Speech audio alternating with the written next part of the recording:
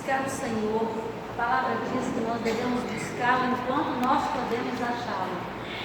Então eu convido você a abrir a sua Bíblia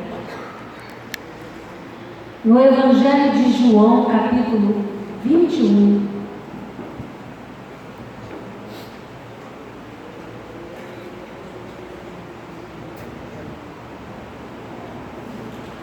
João capítulo 21, versículos 15, 16, 17. Amém? Alguém na misericórdia? Diz a palavra do Senhor. Depois de terem comido, perguntou Jesus a Simão Pedro: Simão, filho de João, amas-me mais do que estes outros? E ele respondeu: sim, Senhor, tu sabes que te amo. E ele lhe disse: apacenta os meus cordeiros. Tornou a perguntar-lhe pela segunda vez: Simão, filho de João, amas-me?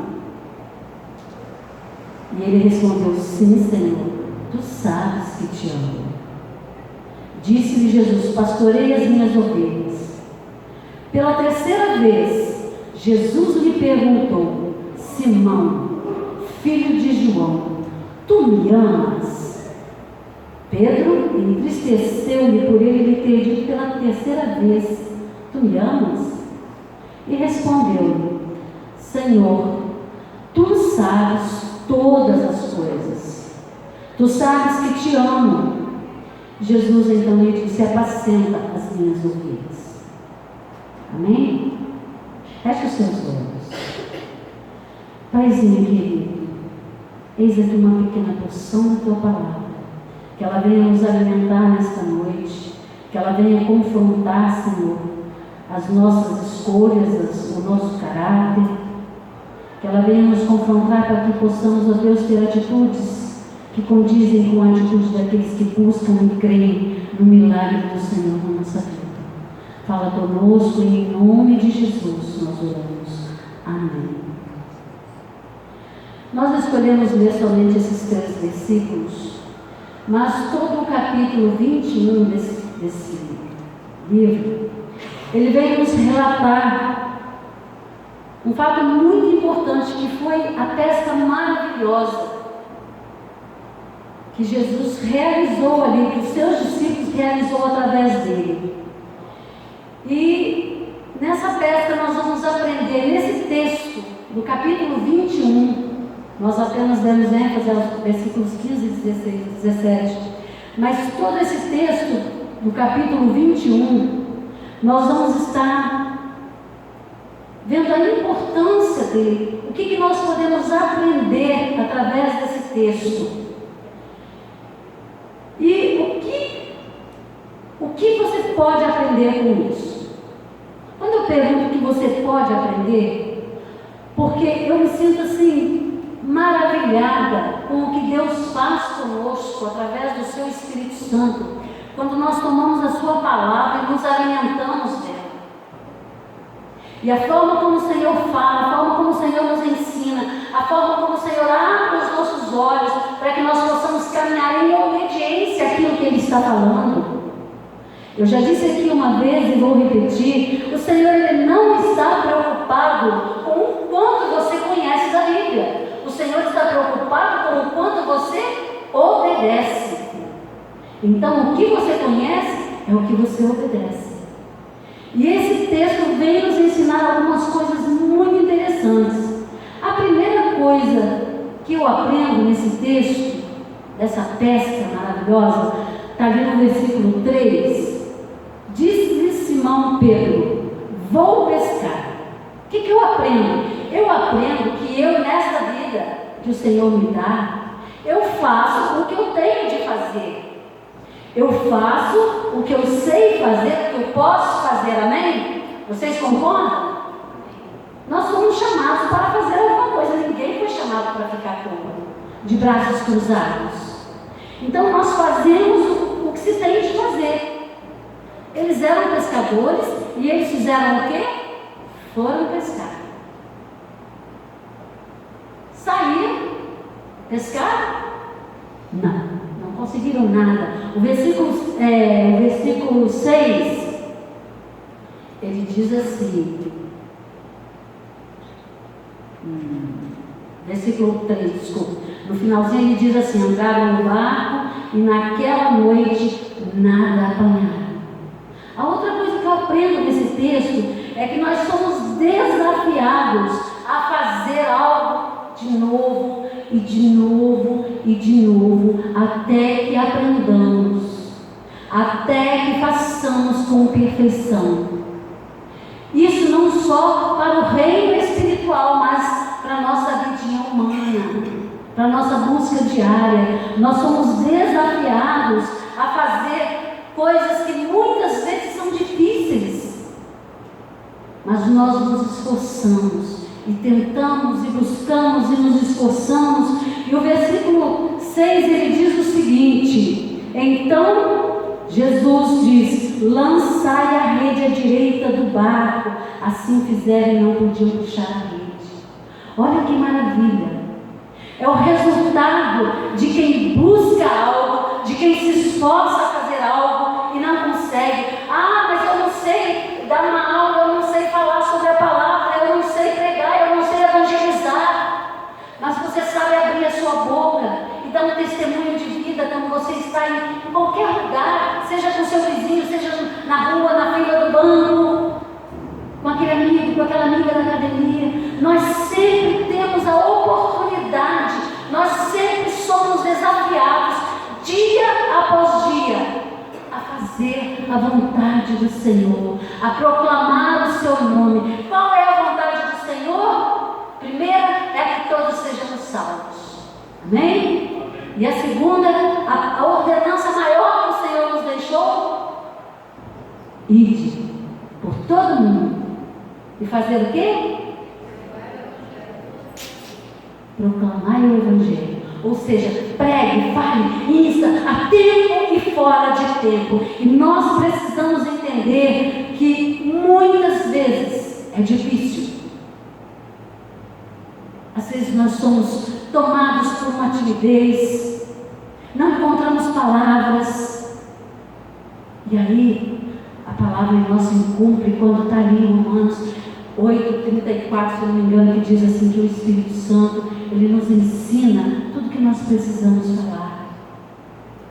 E aí nós precisamos falar: Senhor, fala comigo, me ensina a fazer. O que nós não podemos é desistir de fazer a vontade de Deus, é desistir de cumprir com um mandamento, com uma ordenança do Senhor, quando Ele diz: ide por todo mundo e pregai o Evangelho a toda criatura. Aquele que crê e foi batizado, glória a Deus. Aquele que não crê, já está condenado. Mas nós precisamos ensinar aquilo que o Senhor nos ensinou, aquilo que o Senhor fez por nós. Nós não podemos guardar somente para nós. Temos que entender que o propósito de Jesus na nossa vida é único, é o de transformar e salvar. E isso Ele não quer que nós ficamos retidos para nós. Ele quer que a gente transmita a outros e outros a outros. E foi assim que eu e você fomos salvos. Porque o Evangelho, desde o tempo antigo, veio até nós. Desde o passado, Ele veio se renovando, veio transformando, veio fazendo, levantando homens e mulheres com caráter de Deus, dispostos a obedecer, dispostos a cumprir os mandamentos, dispostos a evangelizar, a pregar, para que outros sejam alcançados. E assim nós somos alcançados. Nós precisamos entender que o propósito de Jesus, meus amados, é restaurar o nosso caráter, nos chamar ao arrependimento e nos livrar desses sentimentos que muitas vezes nós temos de autossuficiência. Eu posso tudo, eu não preciso de ninguém, não preciso de nada. Quantas vezes a gente ouve pessoas declarando isso? Eu não preciso de nada, já tenho tudo que eu preciso. Não é bem assim. Esses dias eu estava conversando com uma pessoa bem abastada, e a gente conversando, e eu falando de Jesus para ela, ela falou assim comigo: minha filha, eu vou te dizer, ela me chama de minha filha porque ela já tem 92 anos. Ela falou assim: minha filha, eu vou te dizer uma coisa, a gente pode ter tudo nesta vida, mas se não tiver Jesus, não tem nada. É uma musiquinha que eu tinha 2 anos de idade, e a gente cantava assim: quem tem Jesus tem tudo, quem não tem nada, mas quem tem Jesus Cristo, no céu já tem morada. Quem ama este mundo, lá no céu não tem nada, mas quem tem Jesus Cristo, no céu já tem morada. Você tem uma morada no céu, amém? Amém. Quem aqui está disposto a ver a igreja de Jesus subir? Amém. Misericórdia, irmão. Nós não vamos ver a igreja de Jesus subir. Seja bereano, nós vamos subir com a igreja do Senhor. Seja bereano, nós não vamos ficar aqui para ver a igreja subir. Eu quero subir com a igreja, amém? Vamos declarar isso? Eu quero subir com a igreja do Senhor, porque eu sou a igreja do Senhor. Você pode declarar isso com fé? Eu sou a igreja do Senhor. Meus queridos, aqui nesse texto do capítulo 21 sobre a pesca maravilhosa, ele nos mostra uma realidade interessante. Jesus, logo em seguida, logo depois daquele café da manhã maravilhoso, que ele foi lá, ele falou: vai lá, lança a rede de novo. Eles voltaram. Só que o que me chamou a atenção é que quando eles voltam com as suas redes cheias, Jesus já estava fazendo o que? Você leu o texto? Jesus já estava ali. Versículo 9: ao saltar em terra, viram ali umas brasas, e em cima da brasa o quê? Peixes. E havia também? Mas peraí, eles não falaram que não tinham pescado nada? Tinha peixe. Jesus providenciara ali o peixe, o alimento. Sabe o que isso me ensina? Sabe o que isso vem falar no nosso coração? Que o Senhor Jesus, Ele é suficiente na nossa vida para providenciar tudo aquilo que eu preciso e muito mais. Nós não precisamos ter medo, nós não precisamos ficar temerosos. E depois daquela conversa ali, daquele bate-papo, naquele café da manhã, com aquele peixinho, aquele pão assadinho maravilhoso, Jesus vai ali, devagarzinho, chega para Pedro. E no versículo 15, Jesus fala assim: Simão, filho de João, amas-me mais do que estes? Você já pensou para parar por que Jesus falou isso? Você consegue entender dentro da palavra o porquê que Jesus pergunta isso a Pedro? Amas-me mais do que estes? Abra sua Bíblia lá em Mateus 26. No versículo 31, diz assim: então Jesus lhes disse: esta noite todos vós vos escandalizareis comigo, porque está escrito: ferirei o pastor e as ovelhas do rebanho ficarão dispersas. Mas depois da minha ressurreição irei adiante de vós para a Galileia. O que Pedro diz? Vamos ver. Ainda que venhas a ser um tropeço para todos, nunca o serás para mim. Olha isso. Aí Jesus vai e pergunta: amas mais do que todos esses? Por quê? Pedro se olhou ali e se achou a última cocada preta do pacote. Não, eu sou o cara. Aonde? Todo mundo aqui pode negar, eu não vou. Jesus vai dar aquela quebrada de leve, tipo assim, mexe no orgulho dele, né? Mexe na autossuficiência dele. Você me ama, Pedro, mais do que esses outros? Tipo assim, vem cá, lembra? Olha para trás, Pedro. Você me ama mais que esses outros mesmo? Jesus só contou para você, sabe por quê? Lá atrás você falou, todos precisam estar de eu. De jeito nenhum. Mais do que esses outros. Na segunda vez, Jesus torna a perguntar: tu me amas? E novamente Mateus 26, versículo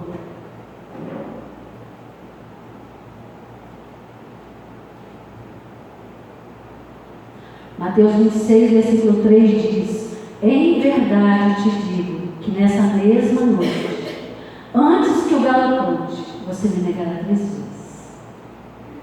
Então a segunda pergunta de Jesus traz de novo esse toque na consciência. Quem é você? Pensa no que você quer. Pensa na resposta que você pode me dar. Pensa naquilo que você consegue fazer. O versículo 17, quando Jesus vai pela terceira vez e pergunta: Simão, filho de João, tu me amas? Pedro se entristece. Jesus, naquele momento, quando ele pergunta novamente, ele revela a Pedro que ele próprio, Jesus, já sabia a respeito de Pedro. Tipo assim: Pedro, eu sei que você fez isso, você fez aquilo, você falou que fazia isso e não fez, você falou que faria aquilo, fez o contrário. E assim foi sua caminhada até aqui, Pedro. Teve até o momento que Satanás pediu para te peneirar. Mas eu roguei por ti. Sabe por quê? Para quando você se converter. Peraí, irmãos. Quantos aqui estão seguindo a Jesus? Eu estou. Pedro não seguia Jesus? Então por que Jesus lhe pergunta? Lhe diz: para que quando você se converter. Amados, nosso coração é tão endurecido. Muitas vezes estamos aqui na igreja, chegamos aqui, oramos, cantamos, louvamos, saímos, falamos de Jesus, até proclamamos o nome de Jesus, contamos alguns milagres, algum benefício, alguma bênção. Mas na hora de viver o Evangelho, eu estou vazia por dentro. Eu canto, levanto as mãos, bato palma, como declarou uma irmã que no testemunho. Chegava em casa, era a tristeza que corria, era a angústia que ficava, era a solidão que trazia aquele sentimento de solidão, que só Jesus pode acabar com isso. Só Jesus tem o poder para entrar na nossa vida e fazer tudo ser diferente. Eu era muito criança quando entrei na casa de um senhor, a igreja estava fazendo uma visita, e eu nunca me esqueci daquele moço, velhinho. A casinha dele não tinha nada, absolutamente nada. O chão era de barro batido, não sei se alguém aqui conheceu, barro batido. O fogão era de lenha pequenininho, não era cimento, era barro. As panelinhas dele eram tudo feito de caneca, de lata de leite, tudo cortadinha, fazia canequinha, fazia panelinha, porque ele era sozinho. Acho que foi o chá de erva cisbeira mais gostoso que eu tomei na minha vida, porque a alegria com que aquele homem fez aquilo, aquele chá, com aquele biscoitinho frito, e serviu ao grupo que estava visitando. E o irmão perguntou: irmão, eu estou vendo que o senhor passa bastante necessidade. Ele: não, irmão, não passo, não me falta nada, Jesus está aqui. Quando eu abro a porta, ele entra na minha frente, quando eu estou saindo, ele vai na minha frente, quando eu ajoelho para orar, ele está comigo. Isso é uma declaração de alguém que serve, de alguém que sabe o que é ter a presença de Cristo no seu coração, porque ela traz alegria em meio à tristeza. E nós precisamos precisamos desenvolver essas qualidades de buscar a Cristo, de sentir esse prazer nas coisas, nas mínimas coisas. E Jesus, naquele momento, quando ele pergunta a terceira vez, ele mostra para Pedro que ele reconhece. Olha, Pedro, você está vendo como é que você é? Você está entendendo agora? E Pedro, envergonhado, reconhecendo as suas fraquezas. Eu imagino o que Pedro pensou naquela hora: meu Deus, como eu sou hipócrita, como eu sou falso.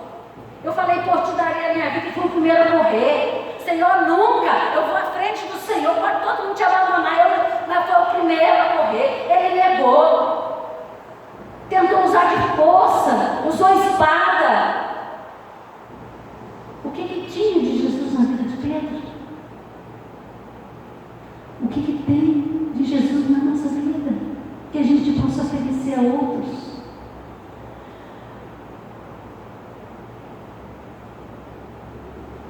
Mateus 6, versículos 69 ao 74, mostra que ali Pedro negou Jesus. E quando o galo canta, ele chora amargamente. Quantas vezes, queridos, nós pecamos? Pecados conhecidos, estimação. Ninguém está vendo, só Deus. E Deus perdoa. Perdoa. Mas daí a pouco a gente está cometendo de novo pecados de estimação, autossuficiência, crença distorcida num evangelho que não entra a cruz, um evangelho fácil, de palavras. No versículo 17, quando Pedro responde: Senhor, tu sabes todas as coisas. Então, é como se ele estivesse fazendo aquela declaração para ele mesmo entender: eu sou fraco, neguei a Cristo, neguei o meu Senhor, fiz tudo errado. Eu sei que o Senhor me conhece. E ele entende o porquê de Jesus questionava. E aquela tristeza que ele sente naquela hora leva a um constrangimento, a um reconhecimento das suas fraquezas, da sua falta de habilidade de servir a um Deus em verdade de vida. E ele então declara: mas tu também sabes que eu te amo.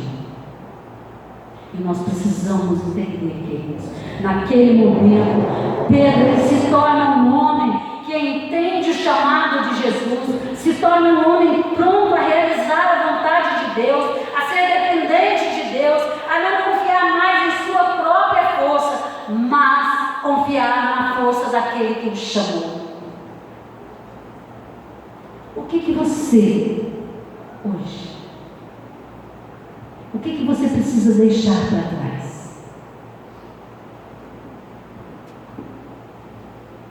O que você precisa mudar? Quais as áreas da sua vida? Quais os sentimentos que você precisa falar assim: Senhor, eu sei que o Senhor sabe que eu te amo, mas eu sei que o Senhor sabe também que eu sou uma porcaria.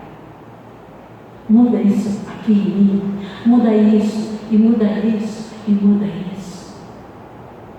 Nós precisamos ser transformados todos os dias, Deus. E a palavra do Senhor diz que Ele nos muda a cada dia, e nós caminhamos de glória em glória, porque quem nos conduz em triunfo, aquele que nos chama, nos convida, nos fortalece, nos edifica. Ele é o Rei dos Reis, Ele é o Senhor dos Senhores, Ele é um Pai amoroso, que nos corrige sim, mas que nos sustenta, nos orienta, nos ensina a andar com Ele. Quais são os sentimentos, queridos, que precisam morrer hoje em mim e em você, para que nós possamos glorificar a Deus? O que nós aprendemos com esse texto, com essa narrativa de Jesus e Pedro? Sabe o que eu aprendi? O que é para eu fazer, é para eu fazer. Você está entendendo? Jesus te chamou para você fazer algo para Ele. eu vou te dizer uma coisa. Ele não precisa de você. Deus não precisa de você nem de mim. Se você não fizer o que Ele confiou a você para fazer, Ele vai levantar outro que faça. Mas Ele quer que você faça, porque Ele te chamou. Ele te orienta, Ele te ensina, Ele te capacita, porque o Espírito Santo vos ensinará todas as coisas. E esta é a palavra do Senhor. É uma promessa e o Senhor cumpre as suas promessas na nossa vida. Lá no versículo 21 e 22, no versículo 20, diz assim: então Pedro, voltando-se, viu quem ia seguindo o discípulo a quem Jesus amava, o qual nasceu e reclinado sobre o peito de Jesus, e perguntaram: Senhor, quem é o traidor? Vendo, pois, Pedro perguntou a Jesus: e quanto a este? Ou seja, ele estava lá de olho em João, né? Passando pelo que ele tinha acabado de passar, a experiência que ele tinha passado. Senhor, e aquele ali? Jesus dá uma resposta tremenda. Respondeu-lhe Jesus: se eu quero que ele permaneça até que eu venha, o que te interessa? O que te interessa? O que te interessa se o irmão ou a irmã está fazendo isso ou aquilo no seu ministério? Se está sendo bem-aventurado, se não está, se está tendo problemas, se está tendo dificuldades, mas está insistindo em fazer, persistindo. Jesus olhou para Pedro e falou assim: você segue? Então o Senhor não só isso, aquilo não te preocupa com o que o outro está fazendo, não. Segue-me você, faça você o que eu confiei a você para fazer. É um chamado. Fala assim: é um chamado para mim. Você pode dizer isso, bate no seu peito e fala: Ele tem um chamado para mim. E muitas vezes nós atrapalhamos, equivocados com o nosso chamado. Mas eu não nasci para pregar, não, só sei cantar. Mas eu não quero cantar, eu quero pregar, eu quero ser evangelista, eu quero ser missionário. Aí você vai lá e vê se o vizinho já ouviu Jesus, falar de Jesus, se o colega da faculdade já ouviu falar de Jesus, não quer ser missionário, porque missionário vai para fora. Seja um missionário onde você está. Não se preocupe com o que o outro está fazendo, não se preocupe com o ministério do outro, ore por ele, ajude-o, fortaleça-o. Certa vez, conta-se uma história que a mulher chegava sempre para o marido dela e disse: vem cá, estou te falando, olha lá, e olhava pela janela, o varal do vizinho, olha que roupa encardida. Gente, eu não aguento, eu preciso de ensinar essa mulher a lavar roupa. Olha, amor, que roupa encardida o marido dela. É verdade. No outro dia estava a mulher lá do meu jeito: amor, olha aquele lençol. Acho que ele já foi amarelo um dia, porque agora ele está bege, tão sujo. Amor, é verdade. E assim foi, no decorrer dos dias e meses. E aquela mulher preocupadíssima com a roupa da vizinha, a roupa encardida. Aí um dia ela levantou, cafezinho arrumadinho na mesa, o marido com a xicrinha de café olhando. Aí ela olhou: amor, não acredito, ela aprendeu a lavar roupa. Tá branquinha as roupas dela, como é que ela fez isso? Ele falou com ela: querida, não, ela não aprendeu.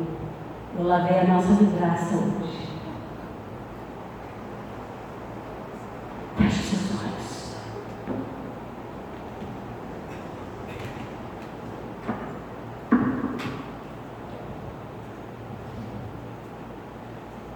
Onde está a sua atenção hoje?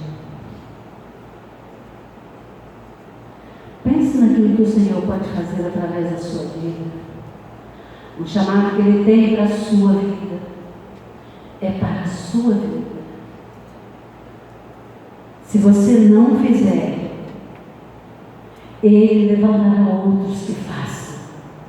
Mas Ele deseja ardentemente que você cumpra o seu chamado.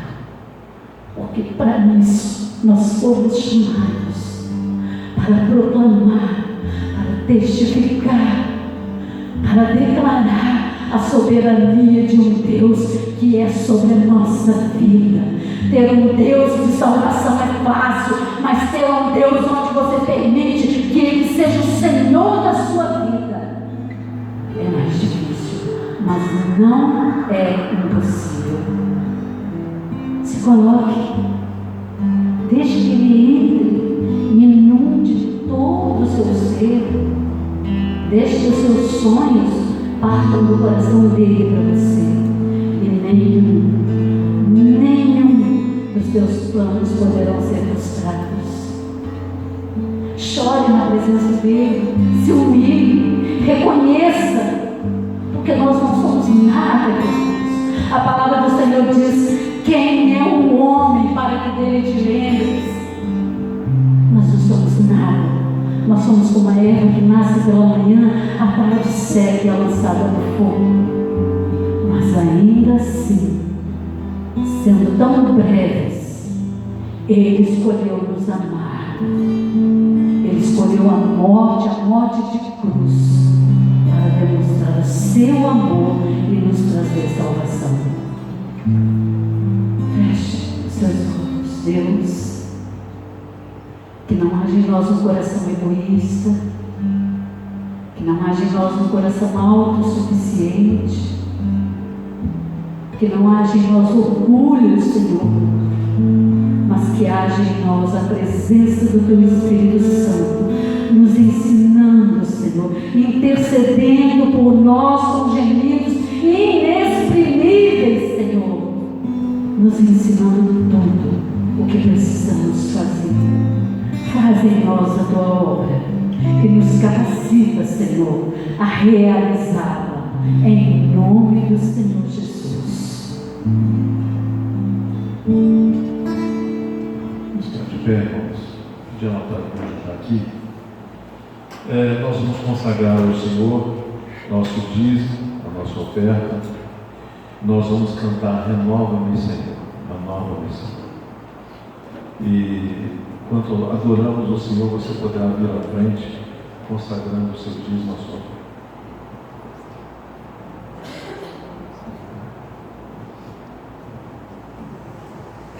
Abre o som.